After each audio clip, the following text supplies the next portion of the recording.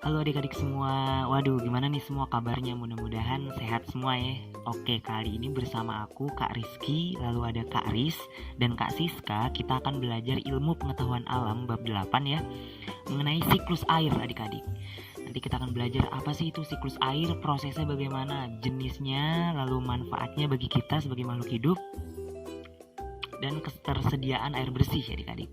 Yang pertama apa sih kah siklus air? Nah, jadi siklus air atau siklus hidrologi bahasa kerennya merupakan sirkulasi atau perputaran air secara berulang ya, secara terus-menerus dari bumi ke atmosfer, ke langit ya, lalu kembali lagi ke bumi adik-adik.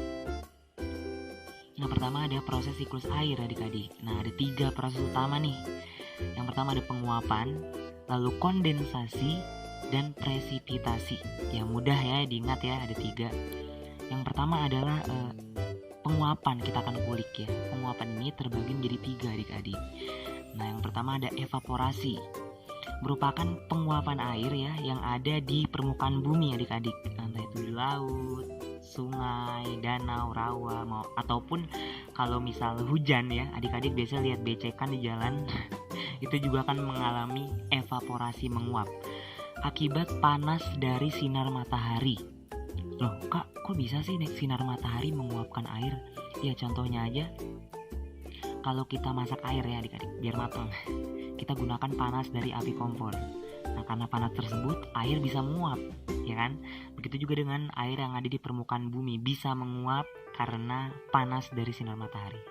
Nah, penguapan kedua adalah transpirasi, merupakan penguapan hasil dari makhluk hidup saat bernafas atau fotosintesis tumbuhan ya. Jadi saat kita napas atau tumbuhan nafas, kita akan mengeluarkan uap air adik-adik. Nah, jadi tumbuhan juga bisa bernafas. Tumbuhan juga punya hidung sama kayak kita, cuman bahasanya bukan hidung, namanya stomata. Nanti tumbuhan bernafas ya akan mengeluarkan berfotosintesis, akan mengeluarkan uap air begitu. Yang ketiga adik-adik itu ada sublimasi, berubahnya es menjadi uap air tanpa melalui fase cair ya, biasa di kutub-kutub ya. Jadi kalau kita lelehin es nih adik-adik, itu kan biasanya esnya akan berubah jadi cair, jadi air. Nah, kalau sublimasi, es karena panas dari sinar matahari akan langsung berubah jadi uap air ya, tanpa berubah jadi air. Nah, begitu. Nah, proses kedua adik-adik itu ada kondensasi. Nah, kondensasi ini apa sih? Kondensasi ini sebenarnya bahasa kerennya pembentukan awan. Jadi uap air ya yang tadi setelah penguapan akan menjadi partikel es karena suhu di atmosfer kan dingin ya. Jadi berubah jadi partikel es lalu menggumpal menjadi awan.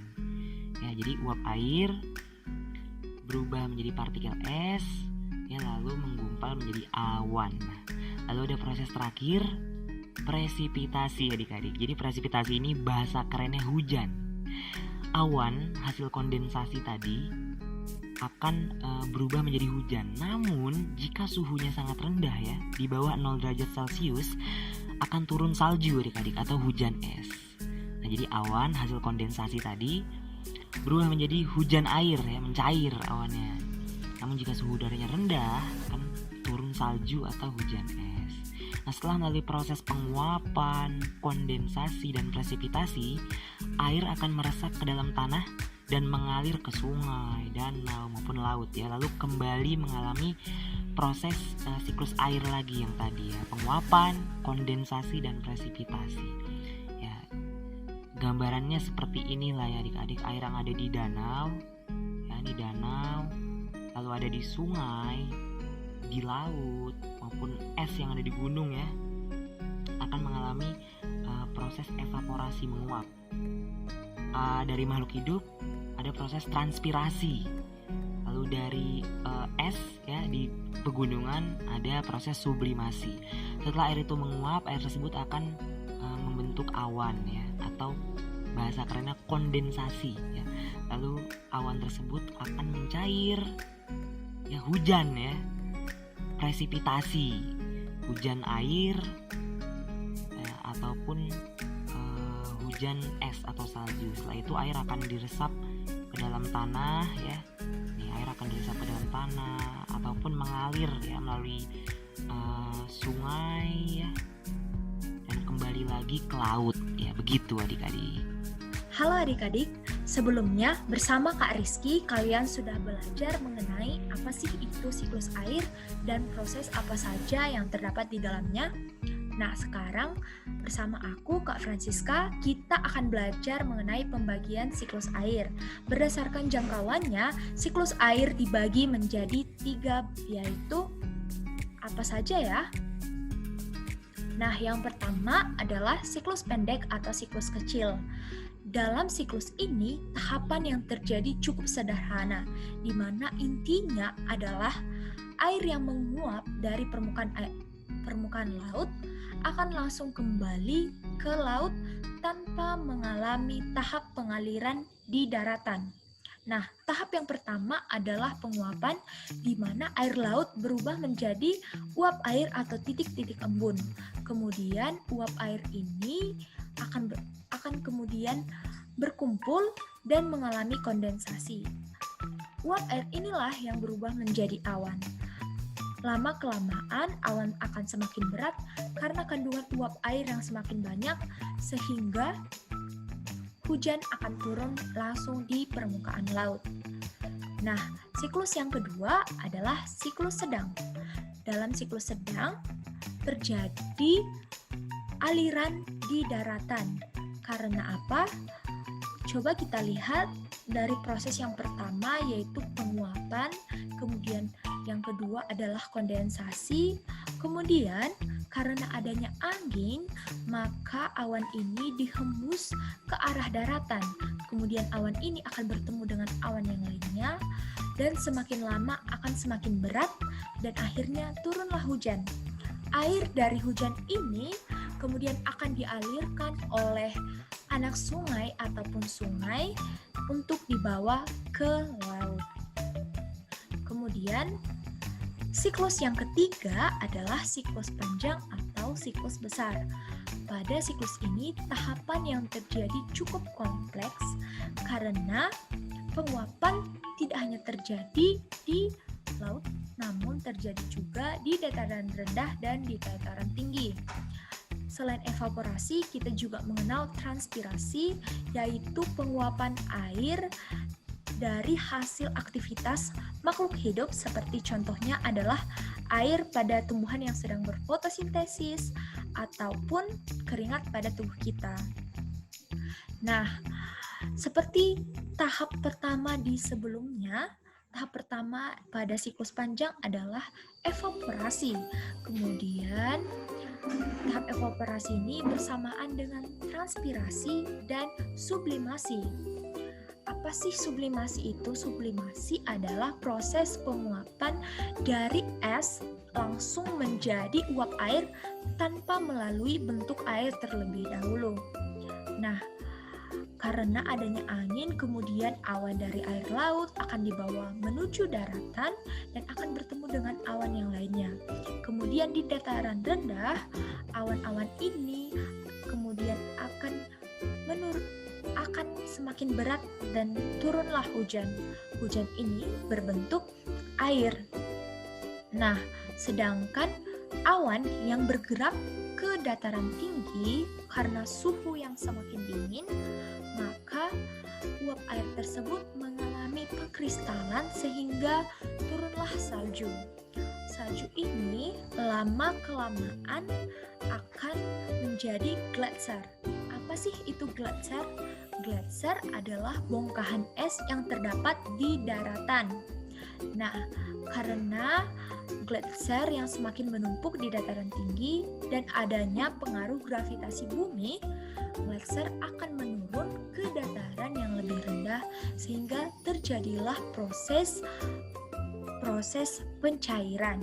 Nah, gletser yang mencair ini kemudian akan dialirkan oleh baik itu sungai maupun air terjun, kemudian akan dialirkan dan akan bertemu dengan air yang sudah ada di dataran rendah, kemudian akan dialirkan menuju laut.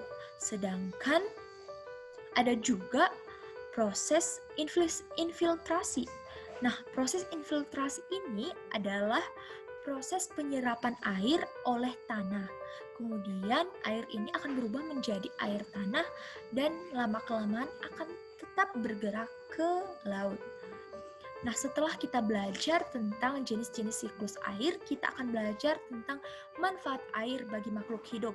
Seperti pertama, kita lihat adalah manfaat air bagi manusia, kemudian di sini ada hewan, kemudian di sini adalah untuk tumbuhan. Nah, sekarang kakak akan membawakan tentang manfaat air bagi manusia.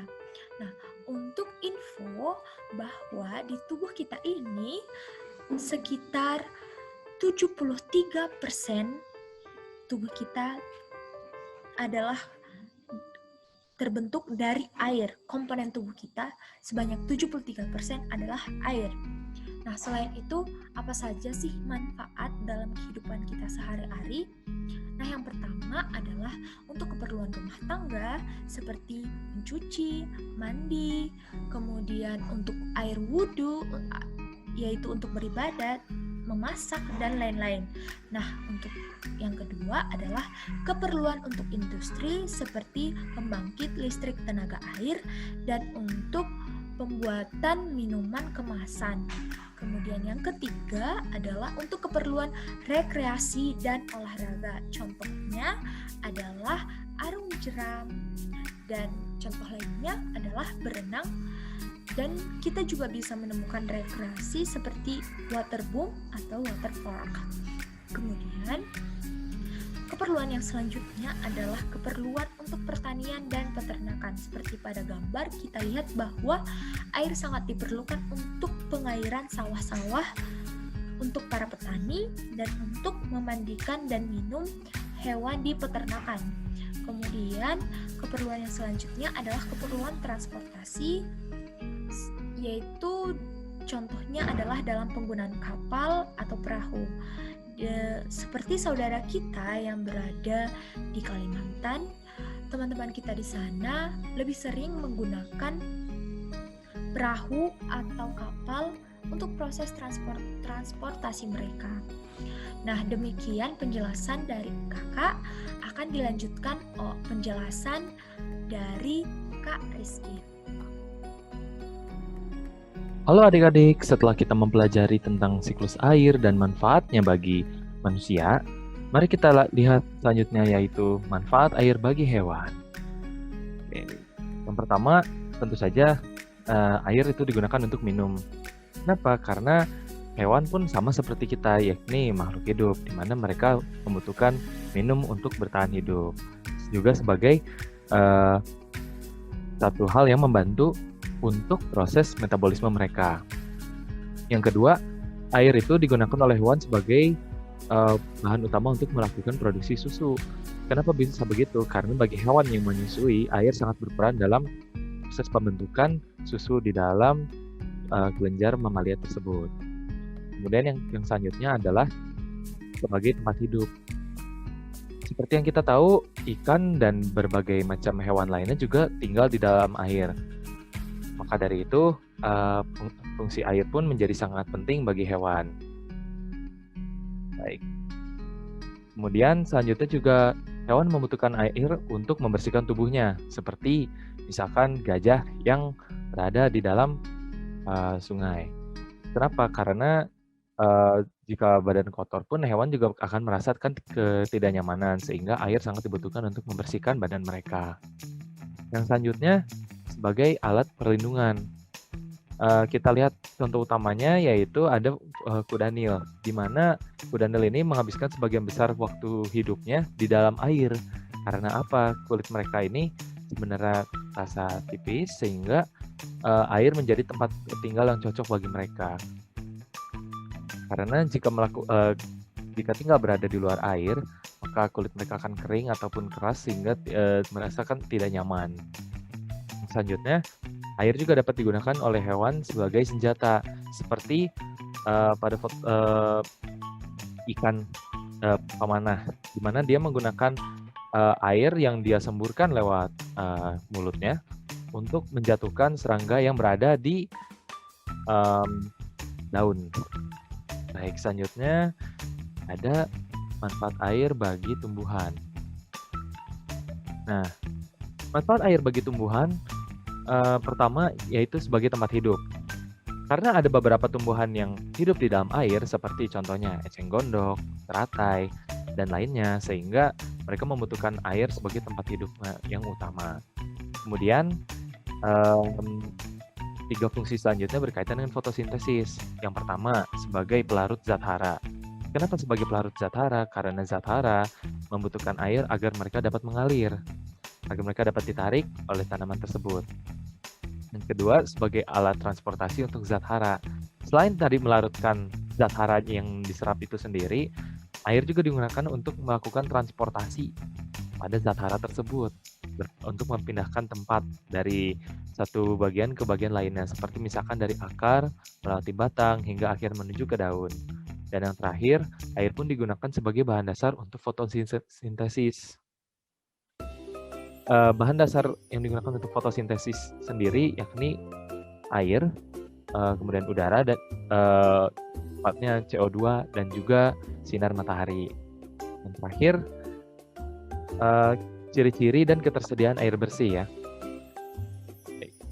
Meskipun air merupakan sumber daya yang istilahnya terbarukan dan juga sumbernya dapat ditemukan di mana-mana, namun tidak semua air dapat dikategorikan sebagai air bersih. Maka dari itu, yang harus kita ketahui dalam mencari air bersih adalah pertama, air tersebut memiliki pH yang normal. Air yang memiliki pH yang normal biasanya berkisar pada pH sekitar 6,5 sampai 7,5. Dengan kata lain, maksimal tidak terasa begitu asam dan juga tidak terasa pahit. Dengan kata lain, air yang benar adalah tidak memiliki rasa.